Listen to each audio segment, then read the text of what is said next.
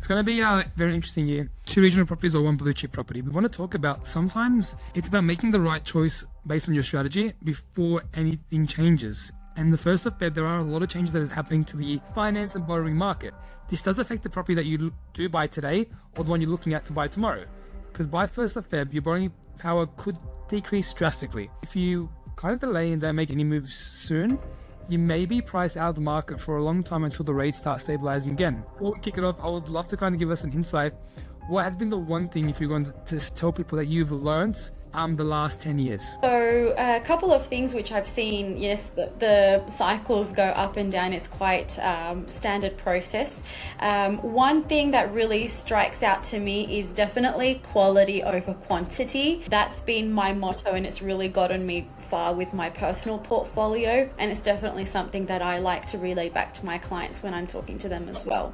2 properties or 1? It's the investment decision that can shape your next 5 or 10 years. There isn't a right or wrong, it's just understanding both outcomes. Option A, is 2 high yield regional properties the way to go, or is 1 premium asset in the 1.2 to 1.6 market where you should be looking at right now? This graph may not make sense to a lot of people, but properties always grow over time, and in Australia the average every 12 years properties tend to double. Now if you look at this graph right here, and I'll zoom in a little bit, if you don't do anything, you don't buy property, you just save, work, and do everything right for the next 23 years, as you can see around here, you'll have a savings goal, or you would have achieved just under $370,000. But if you were to invest in a property, even just 1 property, you could be potentially sitting at $2.5 million of an asset value, which you could use in year 23. You can sell it, you can take out the equity, whatever you like. Our job here is to help you get to this as quick as you can. So even if we achieve halfway, we want to show you that property is the driver that you all need to get into so you can get to this goal, that you can retire and you can build a property portfolio. So it's all about looking at into perspective. And 9 times out of 10, the problem we are facing is sometimes the lack of understanding that if we wait and wait and wait, this target becomes more and more unrealistic and unachievable. So we want to ensure that everyone understands that this is the goal you need to retire, or you'll be consistently chasing your tail to get there and be sitting at this savings goal by year 23. Most people working in a office profession job where they work in the metro, on average are earning about 150 plus minus during their peak employment.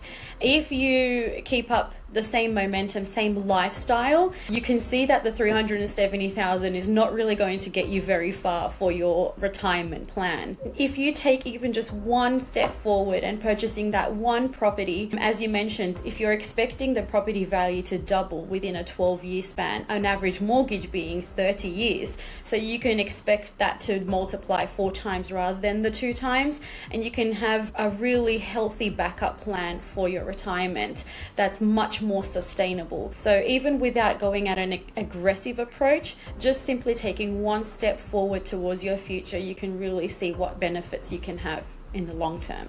What is a high yield property? What is considered? How do we consider a high yield property? So as you can see on the screen, across Australia, the general guide to use, capital cities around 2 to 4%, versus high regional properties that can achieve up to 8% yield. Now that's massive. This could put you in a positive quite quickly and allow you to kind of hold and maintain your asset over time. Why regional properties often have high yields? So I say it the easiest way possible. So we have obviously the lower entry prices compared to major cities, strong local rental demand. There isn't enough properties in regional areas. Population is growing, population are increasing. Wages might not grow in certain areas. However, people still need to live day by day. There is still employment, there are still jobs in those areas.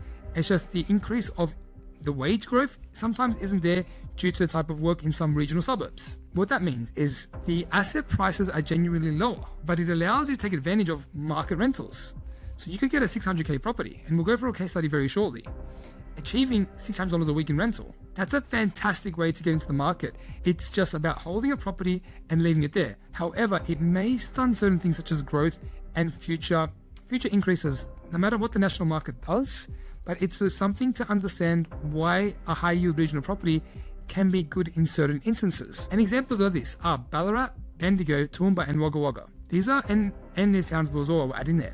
These are some of the 5 highest, I would say, talked about locations. There is sometimes an understanding that these areas, you need to do your research, or they may never make sense to the structure that you are, or the lifespan that you're at and your property investment journey.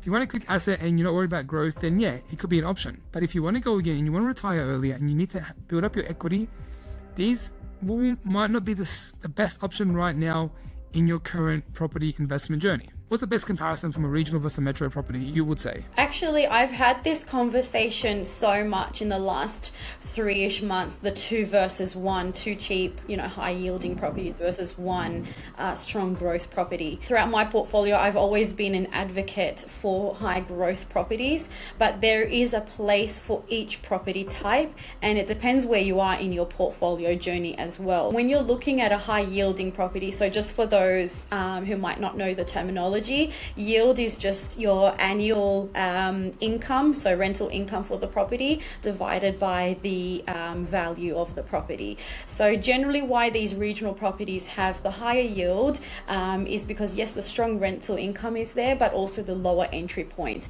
and that's why it differs so drastically from those metro areas where the entry point is usually double or sometimes even more if you look at places like Sydney, for example. So the key things to take away when we're looking at this is it's really important to assess where you are in your portfolio when you want to make a decision of 2 versus 1 or the blue chip versus regional.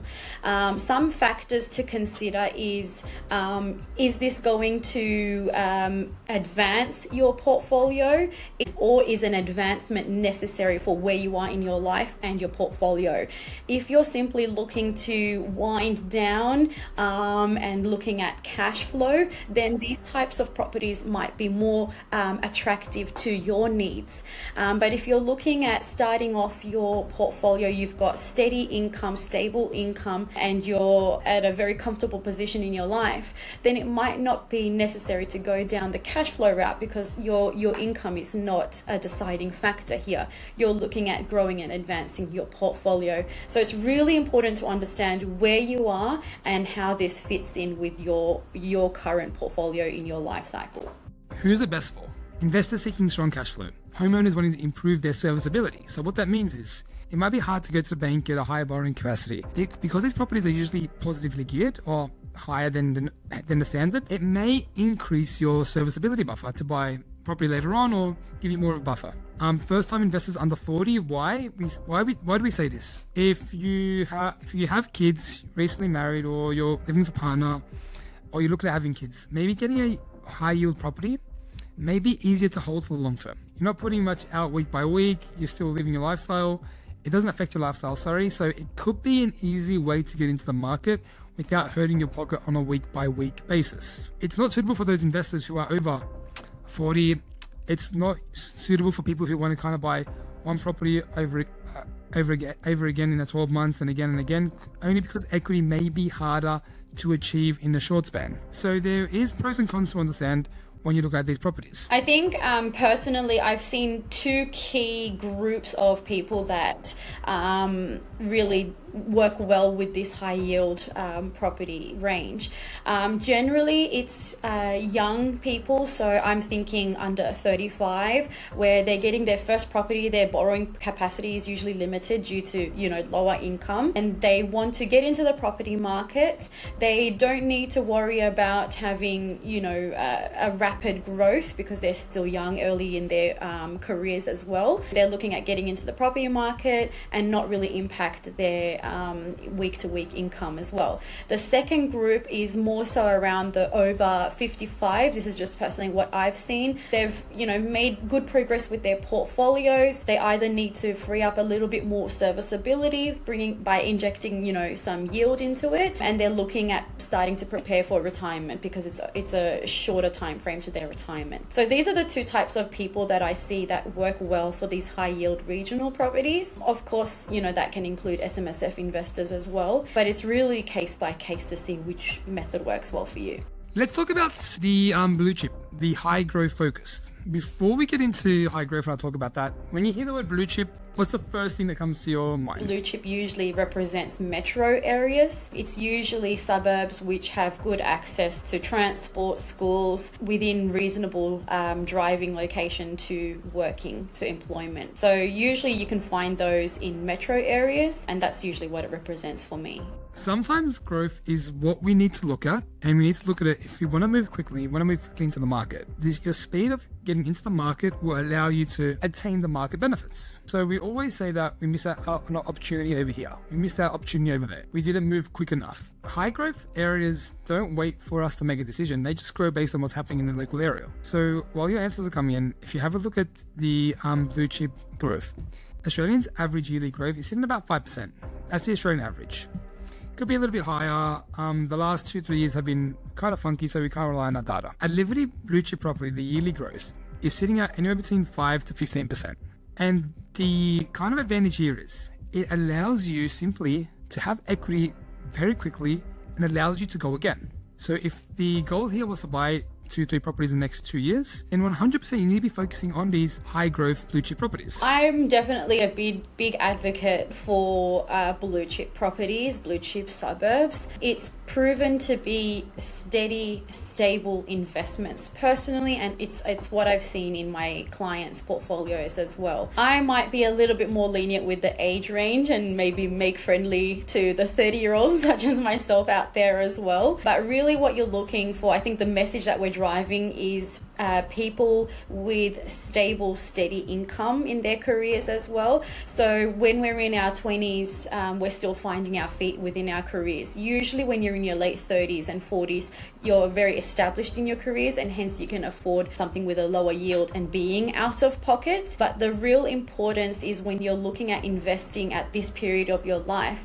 you're looking for quality investments. You're looking at something that's going to be able to grow in value because you're making steps towards your investment for the future. You're preparing for retirement, but you've still got 30-40 plus years to prepare for that. So you can make gradual steps, make sure you can find a property that's going to release equity every 12 months or so, and that's really going to help put the next step forward. Especially in today's market, it's very difficult to save up for a deposit for a property purchase every single year. We all know how difficult it was to save up for the deposit for the first one. This is where you need to make sure your assets work for you and don't just become a liability for you. The suburbs that you invest in are really going to be important factors for that.